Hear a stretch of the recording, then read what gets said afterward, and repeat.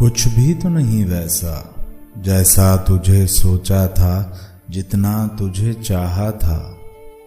कुछ भी तो नहीं वैसा।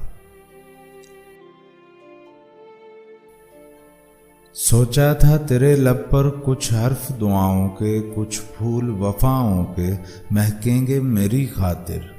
कुछ भी तो नहीं वैसा जैसा तुझे सोचा था।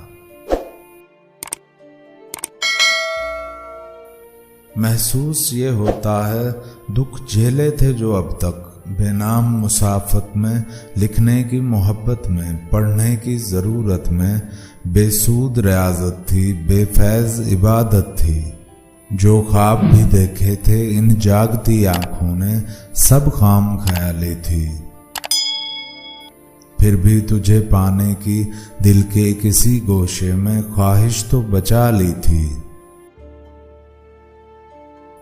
लेकिन तुझे पाकर भी और खुद को गंवा कर भी इस हब्स के मौसम की खिड़की से हवा आई, ना फूल से खुशबू की कोई भी सदा आई।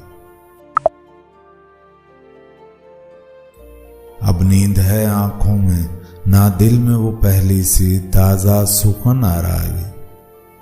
ना लफ्ज मेरे निकले, ना हर्फो मानी की दानिश मेरे काम आई।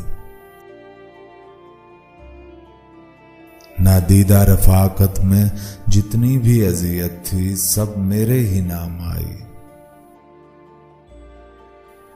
कुछ भी तो नहीं वैसा जैसा तुझे चाहा था, जितना तुझे चाहा था। कुछ भी तो नहीं वैसा।